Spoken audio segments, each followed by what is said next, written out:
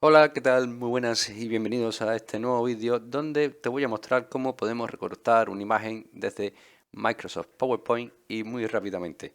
Vamos a entrar a nuestro PowerPoint, en el cual hemos utilizado en diferentes vídeos como ejemplo, y aquí tenemos una imagen en la que vamos a utilizar para recortarla de manera bastante rápida. Vamos a seleccionar esta imagen, vamos a irnos directamente a la pestaña formato de imagen, y si te fijas en la cinta de opciones tendrás varias opciones en las cuales tienes que ir directamente al apartado de tamaño. Aquí vas a ver un botón donde pones recortar, vamos a hacer un clic sobre ella y verás que te aparecen las opciones, ¿vale? Para que puedas mover esta imagen dentro de un cuadro al cual puedes recortar, o puedes elegir aquí donde queremos recortar nuestra imagen. Vamos a hacer esto un poco más pequeño porque quiero recortar todo este espacio. Vamos a dejarlo hasta aquí, hasta esta diapositiva, y vamos a seleccionar esta área de aquí arriba.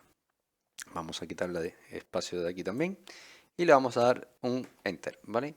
Una vez que le demos sobre el Enter, verás que cuando haces un clic en cualquier espacio en blanco ya tienes tu imagen totalmente recortada con tan solo unos simples pasos. Espero que este vídeo te haya gustado, te haya ayudado. Si es así, como siempre te digo, te invito a que me dejes tu like, suscríbete a nuestro canal y por supuesto nos vemos en un siguiente vídeo.